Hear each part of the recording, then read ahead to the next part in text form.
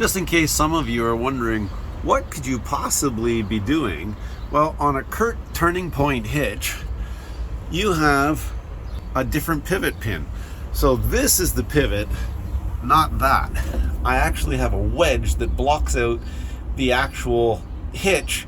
So my pivot point is actually 24 inches back from the actual kingpin sitting in the hitch.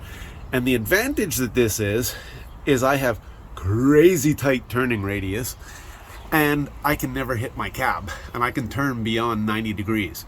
So this is actually one of my favorite types of hitches. So right now I'm going in and I'm making sure everything is greased so it can turn freely for this season. So simple maintenance on a Curt turning point hitch. So now I got the sleeve and the plate back in position, and I'm just getting ready to grease and give another coat before I reassemble. Very simple maintenance. Now it's all greased, ready for reassembly, ready for another season. Using a C-clamp to actually help to get everything to stay in and hold tension so that everything stays in the proper plane, so it's a line. Best thing you can do. Keep your hands out of there, and that way it's good and safe. Now, once you're all back in, that big bolt, it uses a 2 1/4 inch socket, and it needs to be torqued to a minimum of 80 foot-pounds. And then if at 80 foot-pounds, this here doesn't line up with the hole in order for the cotter pin to go through, then you turn it more, you give more torque to put in the cotter pin. You don't release the torque.